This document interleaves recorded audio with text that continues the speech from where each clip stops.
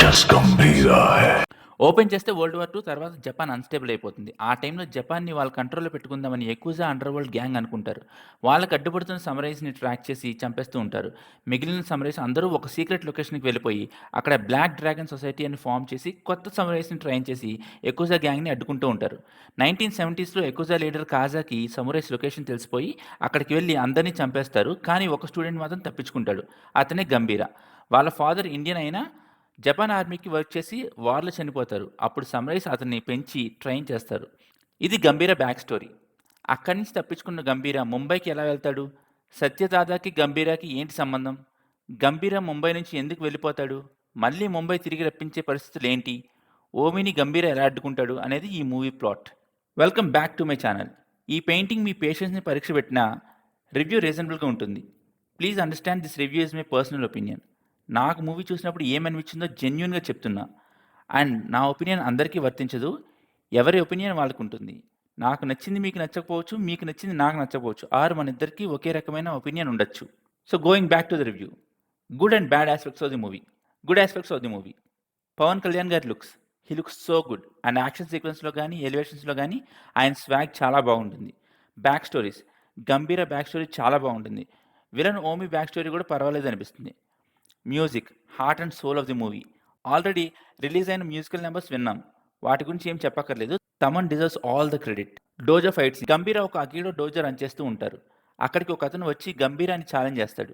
ఆ ఫైట్ చాలా క్లీన్‌గా, చాలా నీట్‌గా ఉంటుంది. గాల్లో ఎగిరెగిరి కొట్టుకోవడాలు లాంటివి ఉండవు. చాలా రియలిస్టిక్‌గా ఒక డోజోలో 1-on-1 ఫైట్ జరిగితే ఎలా ఉంటుందో అలా ఉంటుంది.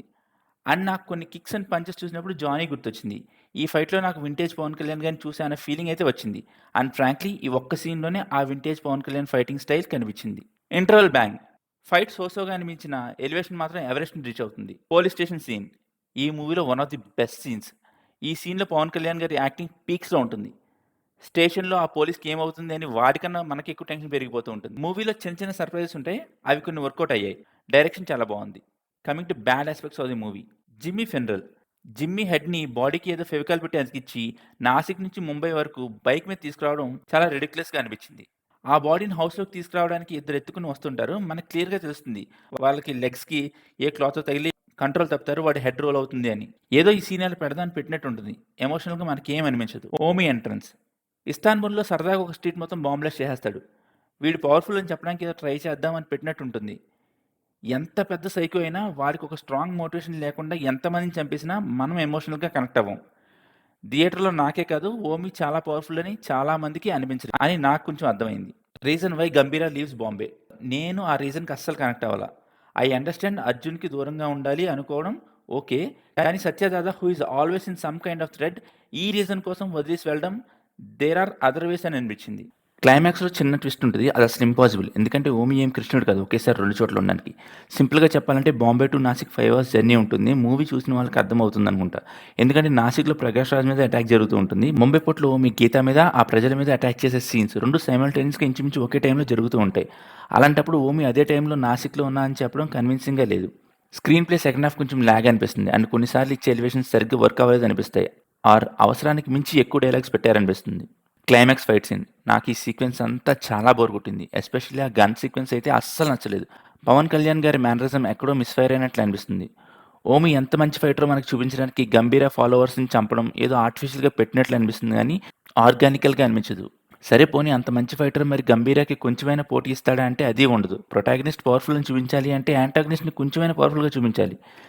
ఆన్ పేపర్ ఉంటుంది ఓమి ఎంతమందిని చంపేస్తాడు, ఎంత మంచి ఫైటర్ అని.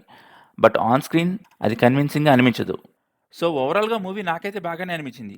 బట్ ఈ మూవీ పవన్ కళ్యాణ్ గారి లాస్ట్ మూవీ అని అనుకుంటే మాత్రం ఆ వింటేజ్ పవన్ కళ్యాణ్ గారిని చూపించడంలో గానీ, ఆ లెవెల్ ఆఫ్ నాస్టాల్జియా క్రియేట్ చేయడంలో గానీ అంత సక్సెస్ కాలేదేమో అనిపించింది. But it's a movie worth watching. So here is the final reveal. What do you think of this painting and my review? మీకేమనిపించిందో కామెంట్స్‌లో రాయండి. ఈ కంటెంట్ మీ టేస్ట్‌కి తగ్గట్టు ఉంది అనిపిస్తే తప్పకుండా సబ్స్క్రైబ్ చేసుకోండి for more such videos. Until next time by.